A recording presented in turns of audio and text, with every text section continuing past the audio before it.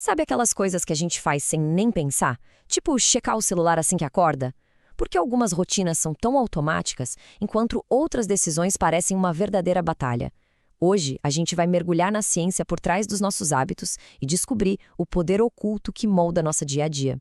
Para começar, que tal um mistério da medicina que, olha, acabou revelando os segredos de como os hábitos realmente funcionam e o poder que eles têm sobre a gente?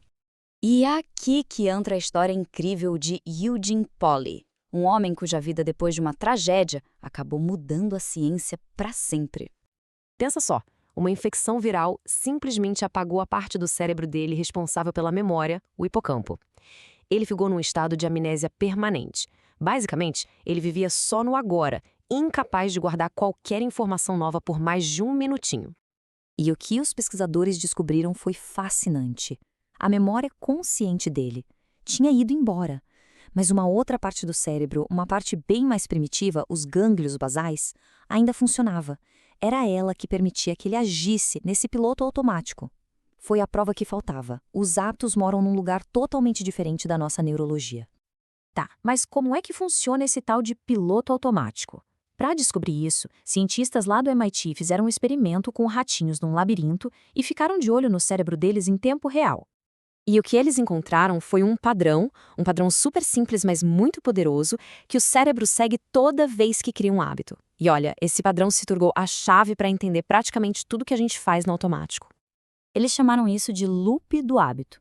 E ele é formado por 3 partes bem distintas que ficam se repetindo, até que o comportamento fica gravado ali nos nossos circuitos neurais. Funciona assim. Primeiro, vem a deixa.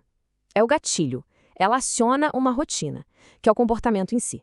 E essa rotina leva a uma recompensa. Deixa, rotina, recompensa. Simples assim. Com o tempo, esse ciclo fica cada vez mais automático, claro. E aqui está o pulo do gato. Por que o cérebro faz isso? Para poupar esforço. É pura economia de energia mental. Depois que um hábito está formado, o cérebro pode meio que relaxar, sabe? E aí ele libera espaço para focar em coisas mais complexas. Só que um loop por si só não é o bastante. Precisa ter um motor, algo que dê força para ele girar. E esse motor é o anseio, aquele desejo forte pela recompensa. Para entender isso na prática, vamos dar uma olhada na história genial da Pepsodent.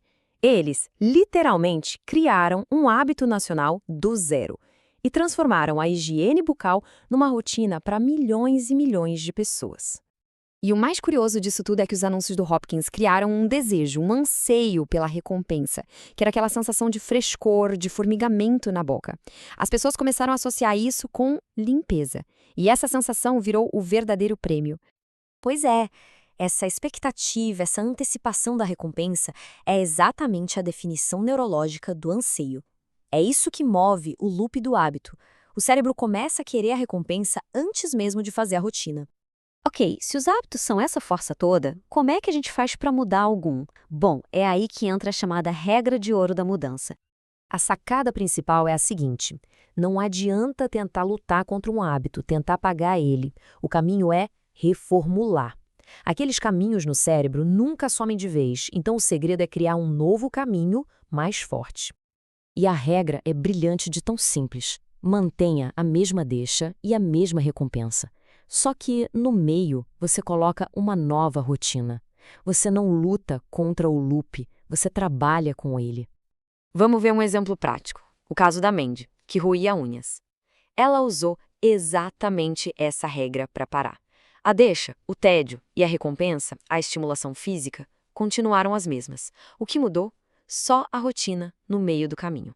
Tudo isso levanta uma questão bem profunda, né? Se grande parte do que a gente faz é no piloto automático, qual é o nosso nível de controle, de responsabilidade? Para pensar sobre isso, vamos analisar 2 casos da vida real, bem dramáticos, que foram parar no tribunal. Os resultados foram completamente diferentes e eles colocam em xeque os limites da nossa responsabilidade. Olha que interessante. Nos 2 casos, as pessoas alegaram que agiram de forma automática, sabe? Impulsionadas por padrões que elas não conseguiam controlar conscientemente. Mas a justiça tratou cada um de um jeito totalmente diferente. A diferença toda se resume a uma única palavra: consciência. O Brian Thomas, ele não fazia a menor ideia de que os terrores noturnos dele podiam levar à violência. Já a Andy Bachman, ela sabia que tinha um problema com o jogo. Ela tinha consciência do hábito dela. E é aí que tá. A partir do momento em que alguém tem consciência de que um hábito existe, essa pessoa passa a ter o poder de olhar para ele, de analisar, e se dá para analisar, dá para identificar o loop. E se dá para identificar o loop, bom, aí se pode começar a mudar a rotina. A consciência traz junto a responsabilidade de começar esse trabalho. Isso nos leva à grande lição de tudo isso, que William James resumiu tão bem. Acreditar que a mudança é possível, esse é o primeiro passo. É o mais importante de todos.